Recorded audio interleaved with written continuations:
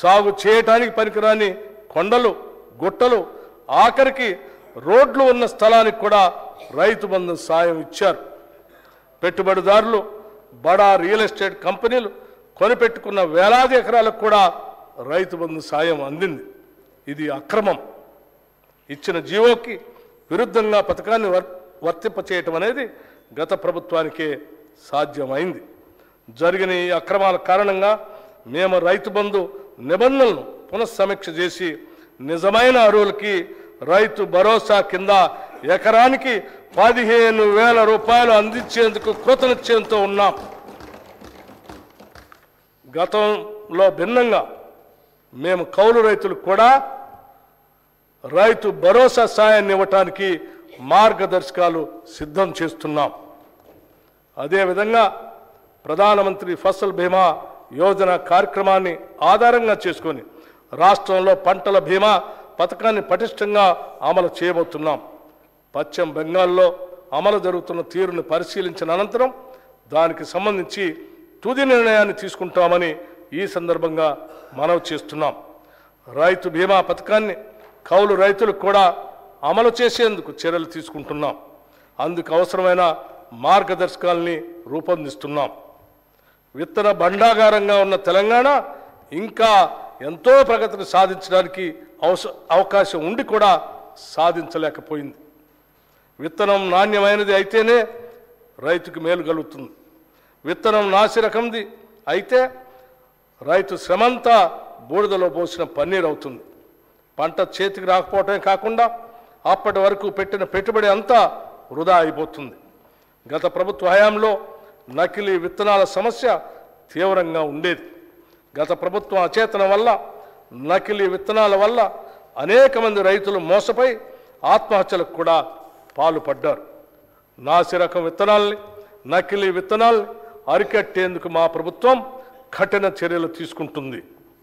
రైతుకు నష్టం చేసే ఏ విత్తన వ్యాపారిని మా ప్రభుత్వం ఉపేక్షించదు. దీనితో పాటు నాణ్యమైన విత్తన ఉత్పత్తి విషయాల్లో పురోభివృద్ధి సాధించేందుకు సకల చర్యలు చేపడుతున్నాం. ఈ మేరకు త్వరలో ఒక నూతన విత్తన విధానం తీసుకురాబోతున్నాం. ఈ సంవత్సరంలో ఆయిల్ పామ్ సాగు విత్తన అదనంగా 1,00,000 ఎకరాలు పెంచడానికి తగు చర్యలు తీసుకుంటున్నాం. ఇవన్నీ రైతుని రాజును చేయటానికే మేము తీసుకోబోతున్న చర్యలు. ఈ బడ్జెట్లో వ్యవసాయ శాఖకి 19,746 కోట్ల రూపాయలు ప్రతిపాదిస్తున్నాం. గత ప్రభుత్వం ఎంతో హడావుడిగా ఎలాంటి అధ్యయనం చేయకుండా తీసుకొచ్చిన ధరణి పోర్టల్ కారణంగా ప్రజలు ఎన్నో సమస్యలు ఎదుర్కొన్నారు.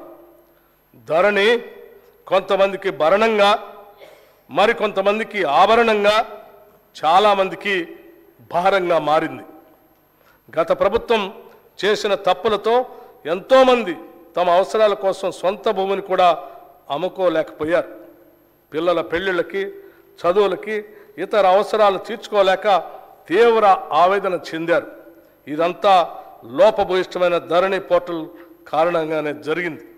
ఇప్పుడు మా ప్రభుత్వం ఏర్పడిన తర్వాత రికార్డులు పరిశీలించిన మీదట ఇది నిజమేనని తేలింది. అందుకే ఈ సమస్యను పరిష్కరించేందుకు మా ప్రభుత్వం అత్యధిక ప్రాధాన్యతనిచ్చింది. ఇచ్చిన హామీ మేరకు రెవెన్యూ వ్యవస్థను ప్రక్షాళన చేసేందుకు సత్వర చర్యలు తీసుకున్నాం. ధరణి పోర్టల్ అమలు కారణంగా వచ్చిన సమస్యలను అధ్యయనం చేయడానికి 5 సభ్యులతో ఒక కమిటీని నియమించాం. అధికారంలోకి వచ్చిన నెల రోజుల్లోనే ఇంతటి కీలకమైన నిర్ణయం తీసుకొని నిపుణుల కమిటీకి బాధ్యత అప్పగించడం గతంలో ఎన్నడూ జరగలేదు. ఎస్సీ ఎస్టీ మరియు మైనారిటీ సంక్షేమం కోసం పెద్ద ఎత్తున ఆలోచన చేస్తున్నాం. Court reverend Martin Luther king junior అన్నట్టు నాకు ఒక కల ఉంది. ఒక రోజున మన దేశం నిజమైన ఆదర్శాల స్వరూపంగా ఎదుగుతుందని ఆశిస్తున్నాను. మనుషులంతా సమానంగా సృష్టించబడ్డారు అన్న సత్యానికి ఆదర్శంగా నిలుస్తుంది అని తలుస్తున్నాను. అన్కోట్. జనాభాలో అత్యధిక శాతం మంది ఇంకా పేదరికంలో ఉంటే అది నిజమైన అభివృద్ధి కాదు. మన తెలంగాణ రాష్ట్రంలో గత దశాబ్ద కాలంగా పేదలకి ధనికులకి మధ్యన ఉన్న అంతరం మరింత పెరిగింది. అందుకే రాష్ట్ర సంపద వనరులు ప్రజలందరికీ చెందేటట్లుగా చేస్తామని మేము ఇచ్చిన హామీల్ని ప్రజలు విశ్వసించారు. వారి విశ్వాసానికి విఘాతం కలిగించకుండా పటిష్టమైనటువంటి ప్రణాళికతో ముందుకు సాగుతామని, వారికి నిజమైన అభివృద్ధిని అందిస్తామని ఈ సందర్భంగా మీకు తెలియజేస్తున్నాం.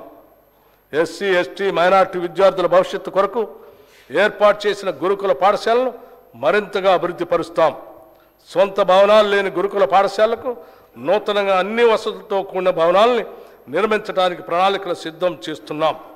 అన్ని గురుకుల పాఠశాలల్లో సౌర విద్యుత్తుని ఏర్పాటు చేసి దాని ద్వారా ఆదాయ విద్యుత్ వినియోగ ఛార్జీల్ని తిరిగి అవసరమైన చోట వాటి అభివృద్ధికే ఉపయోగిస్తాం.